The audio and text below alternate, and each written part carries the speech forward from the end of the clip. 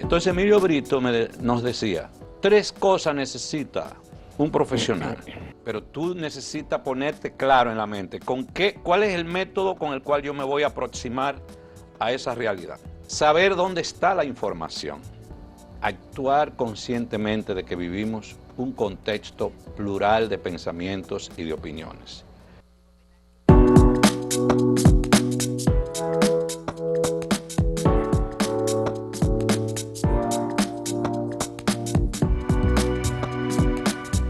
Saludos amigas, amigos, ustedes sintonizan Acento TV y este es su espacio a partir de ahora. Y hoy es viernes y por supuesto tenemos a Bernardo Matías, el hombre de los viernes, que nos tiene una sorpresa especial según me dijo. Bienvenido, Bernardo. Será una sorpresa, yo espero que sea una sorpresa. Saludos, ¿cómo estamos? Un saludo a todos nuestros amigos y amigas televidentes. Cumplimos un año ya del hombre de los viernes. Como de esta pasa el sesión. tiempo cuando es en buena compañía, como dicen, no se siente. Sí, sí. Como que, y sobre todo cuando el avión no tiene muchas turbulencias. Se vuela suave. Se vuela suave. Entonces, usted y yo hemos hecho un viaje sin turbulencias y espero que siga siendo así. Claro, claro. Ha sido una ganancia muy buena para a partir de ahora y para Acento TV. Su presencia aquí aportando tanto. Muchísimas gracias. Yo decía, no sé si es sorpresa, pero lo que quiero es, en el día de hoy es cambiar un poco el ritmo de estos 12 meses y hablar de algo que algunos colegas y algunas colegas me han acercado preguntándome cómo es que tú logras abordar tantos temas diversos. En una síntesis interesante. De una síntesis y le agregan su poquita dosis, que le agradezco esa pequeña dosis que dicen y con profundidad. Es decir, yo voy a compartir la experiencia. Muy bien, en el día de hoy. Me parece muy bien, eso es una gran sorpresa, buena. Voy a compartir la experiencia. Yo tuve un profesor en el seminario, en el Santo Tomás de Aquino, llamado Emilio Brito, un filósofo, uno de las mentes más brillantes que yo he conocido dentro del mundo de los jesuitas.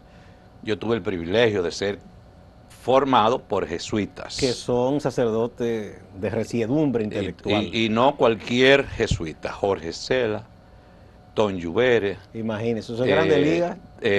Manolo Massa, Emilio Brito, Fernando Ferrán, que ya no es sacerdote, Sí. y seguimos, que es una mente brillante. Sí, no, también. yo trabajé con Fernando, Sí. fui director del Caribe y yo estaba Entonces ese es con un privilegio, entonces es una oportunidad de ver el mundo de manera muy diversas y a profundidad. Entonces Emilio Brito nos decía, 3 cosas necesita un profesional, un intelectual, decía él, un sacerdote, un académico.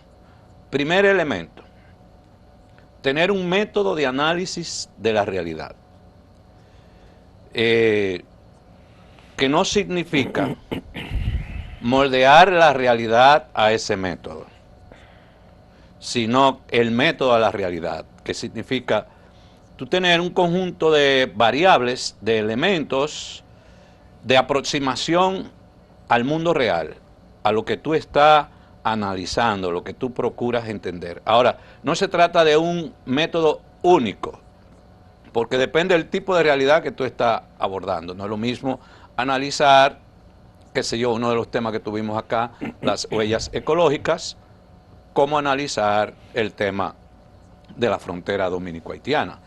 Pero tú necesitas ponerte claro en la mente cuál es el método con el cual yo me voy a aproximar a esa realidad. Entonces es un elemento que hemos aplicado durante este año, de trabajar siempre con un método de abordaje. Y ha predominado un método que es lo que se le llama el método del análisis histórico estructural. Ir a la historia, pero al mismo tiempo identificar los elementos estructurales que explican ese fenómeno, que explica el fenómeno, qué sé yo, del antihaitianismo en la República Dominicana, en términos históricos y en términos estructurales. Pero también el método de análisis histórico estructural, quizá por mi propia formación de antropólogo, toma mucha importancia la cultura como un elemento transversal. Cuando hablamos de cultura, estamos hablando de cosmovisión, de forma de organización, de relacionamientos, tanto con la naturaleza como la subcultura, los nudos de poder que se expresan en la misma cultura. Entonces, todos esos elementos son importantes para tú poder abordar un tema. Tener un método de análisis que te oriente hacia eso. Y siempre tener en cuenta que la realidad nunca o muy pocas veces está condicionada por un solo factor. Normalmente un fenómeno es multifactorial, sus causas. Yo recuerdo una vez que una colega la entrevisté en la institución donde trabajaba para un puesto. Y yo le hice una pregunta. ¿Por qué existen los pobres en el mundo?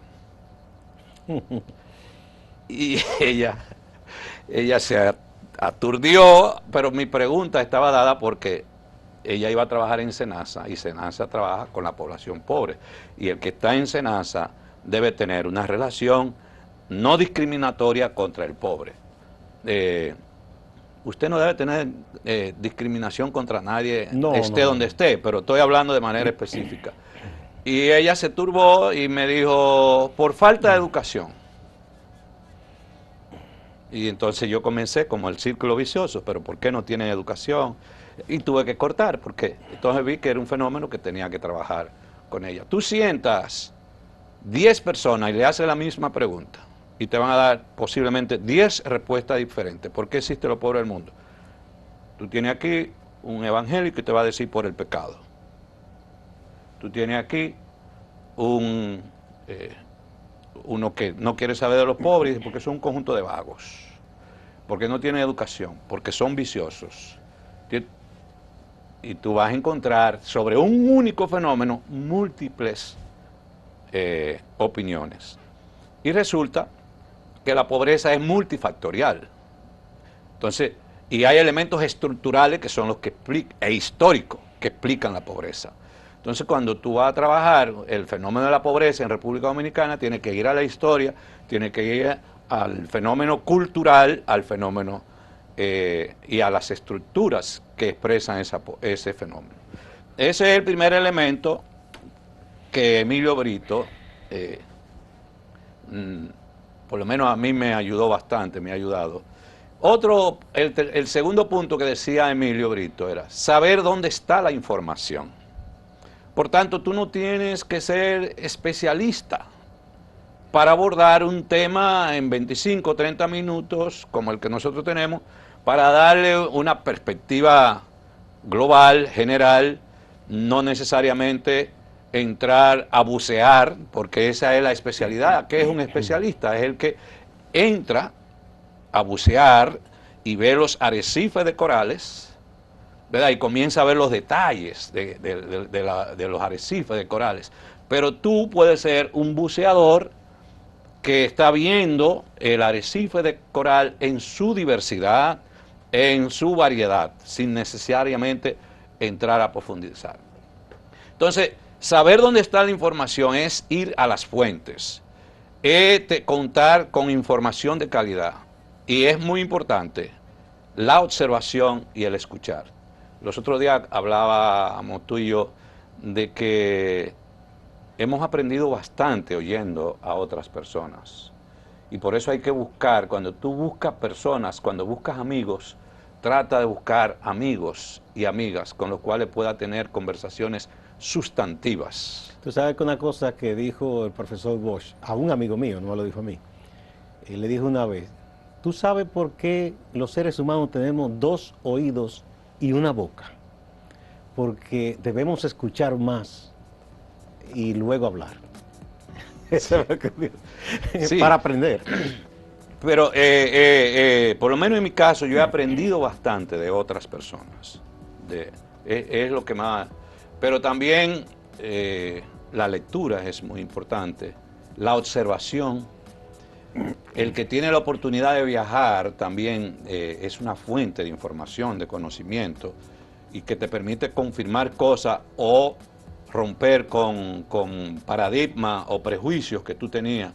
Por ejemplo, cuando yo fui a Israel, la comprensión de Israel viendo fue más que suficiente que todas las lecturas y lo que yo había oído de Israel, ¿no? Sí. Como por ejemplo que el 20% de los israelitas son árabes y que en Israel existen barrios árabes y barrios judíos y que hay interacción entre árabes y judíos y que hay Acaban de nombrar el primer juez musulmán de origen árabe en el Tribunal Supremo de Israel, que eso era inconcebible para mucha gente. y que la mayoría de los letreros de Israel están Arameo en y en hebreo y en árabe. y en árabe. Bien, vamos a la primera pausa, Bernardo, con tu anuencia. Volvemos.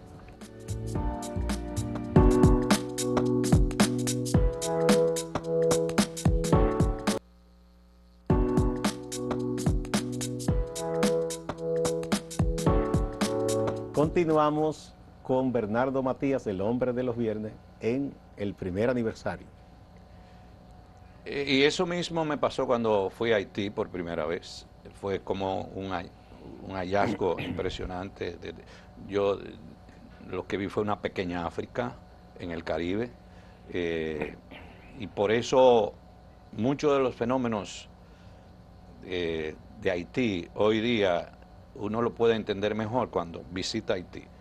Y por eso yo he concluido que las opciones occidentales de democracias en Haití son infuncionales y han fracasado y van a seguir fracasando porque hay unos elementos estructurales históricos que no se articulan a un modelo de democracia Sobre occidental todo ese modelo liberal. parlamentario que es tan complicado, que ni en Entonces, Europa... si Haití no se redefine a partir de sus mismas estructuras culturales, económicas, la cosmovisión, no hay manera de un encuentro o un reencuentro con esa sociedad.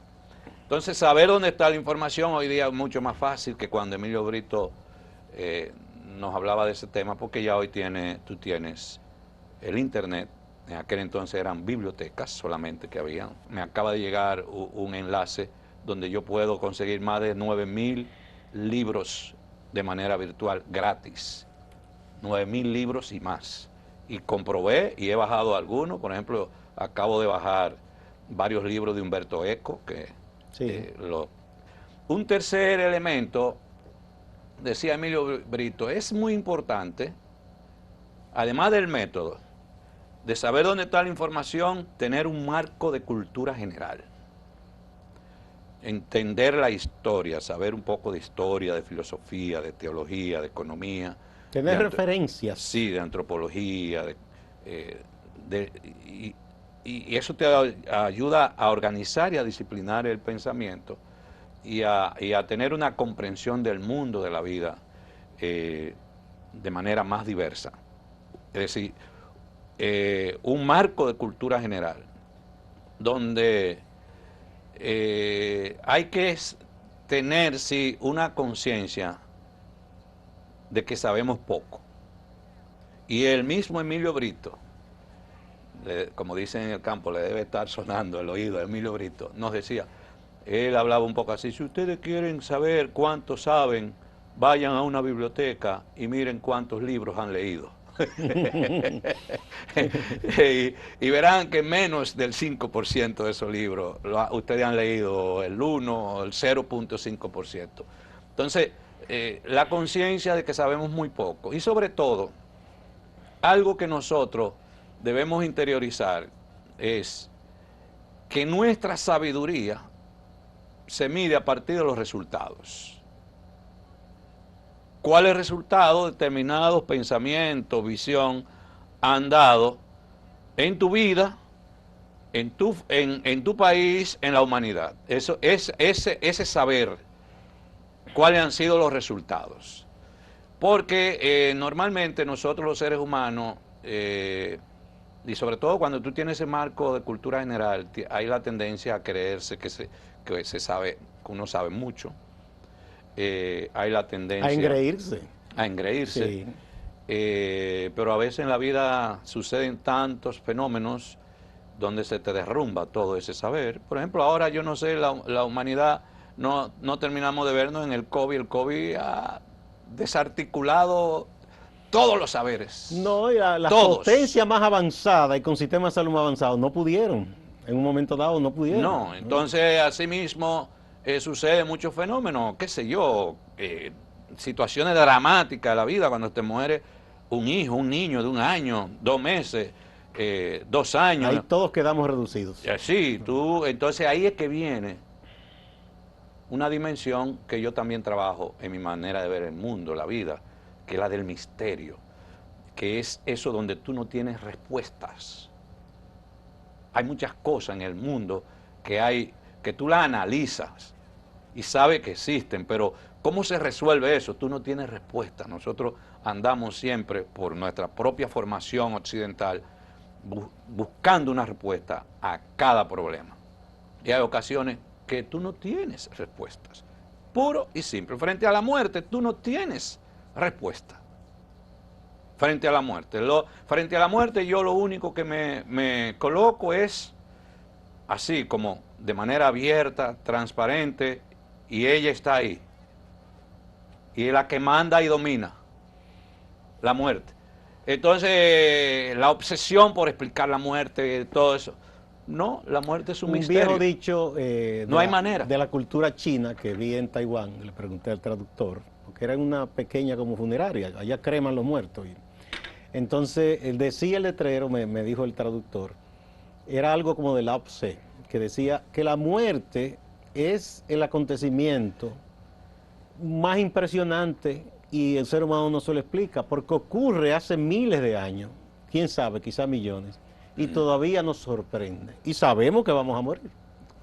Todavía. Otro elemento a esos 3 que hemos hablado de ese saber del genio de Emilio Brito, es un genio.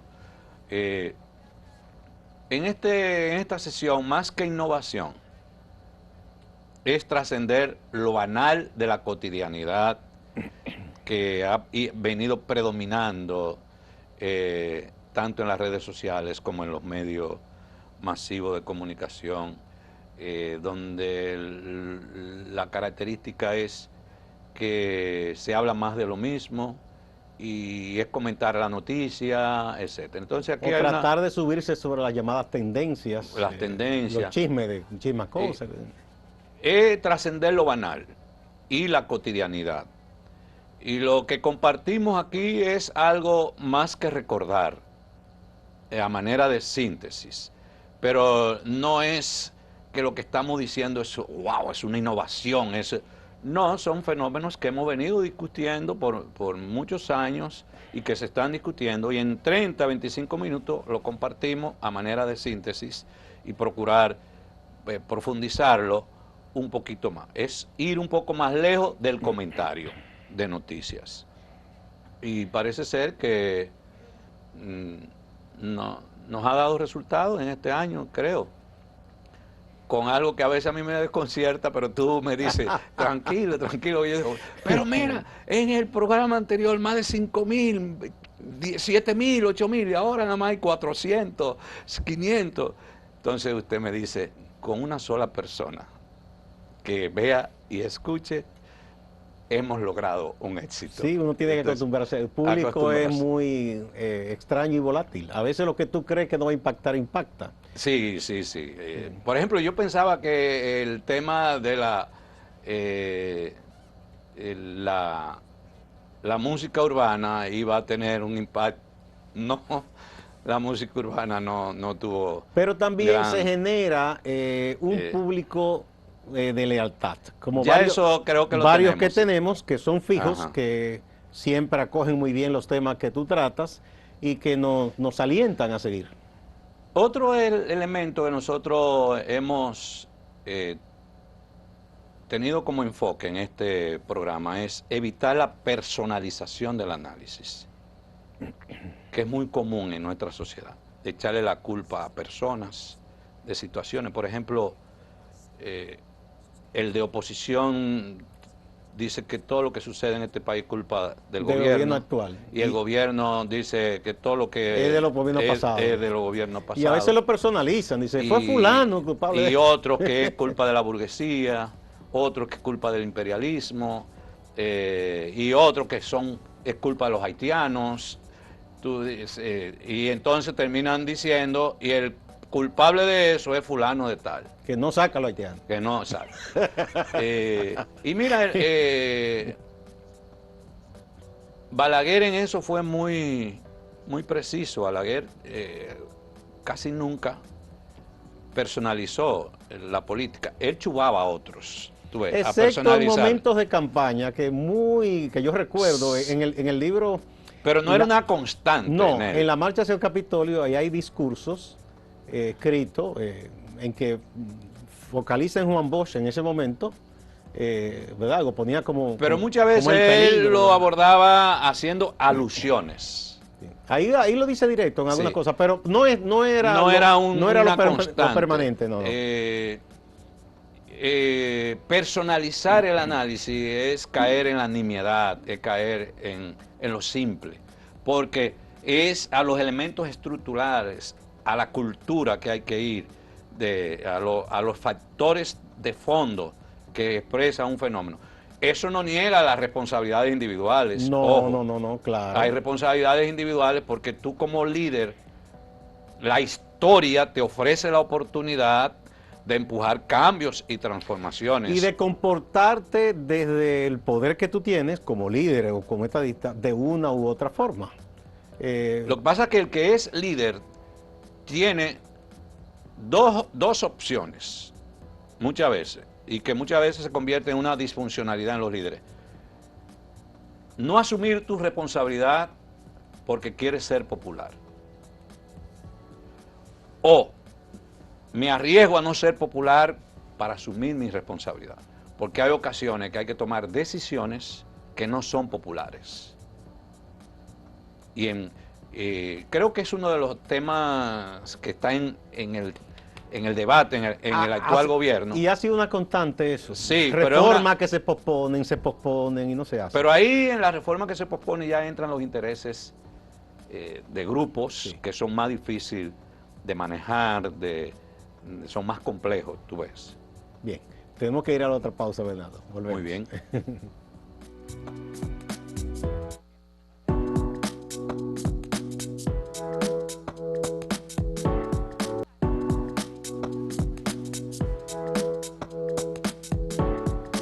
Seguimos con Bernardo Matías, el hombre de los viernes. Otro elemento que nosotros hemos interiorizado en el abordaje de los temas en nuestra sesión es actuar conscientemente de que vivimos un contexto plural de pensamientos y de opiniones.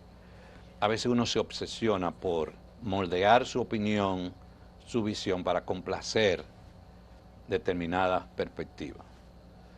Y no es posible. Eso se puede volver enfermizo en una persona cuando tú... Y deja de ser una visión científica. Y deja de ser auténtico. Sí. Y entra en conflicto con tu conciencia. Entonces es analizar en base a la conciencia que uno tiene, las convicciones, una mirada, una perspectiva de una realidad que no necesariamente es la de otra persona. A mí algunos me han dicho, tú estás dando un plato muy fuerte, eso te puede arriesgar para conseguir trabajo. No, si a esta altura de juego usted va a estar... Sí, hay personas que me va a ver, ¿verdad?, en base a lo que yo estoy opinando en un programa en 30 minutos y quizás no ve que hay otras áreas que pueden ser aprovechadas. ¿Qué vamos a hacer? Peor para él. Hay otros que me han tildado de una palabra que no sé, de progresista conservador.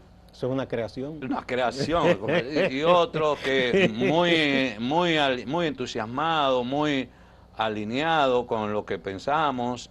Y hay otros que quizás lo ven y lo que le están confirmando su propio análisis. Entonces, cada uno anda buscando satisfacer su ego en base a su propia verdad.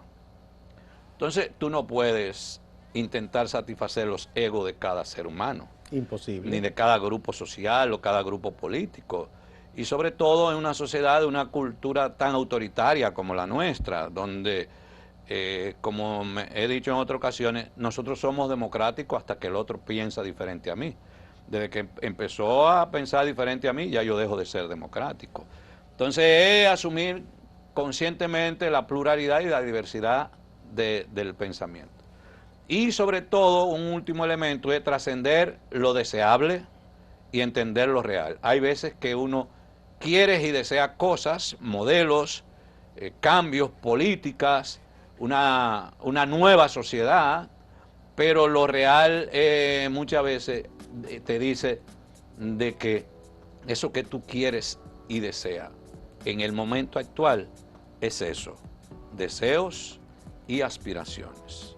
Entonces son aspectos muy importantes a la hora de tú hacer un análisis con perspectiva crítica. Bien, a mí particularmente me ha encantado la ponencia de hoy. Yo creo que aprendimos mucho.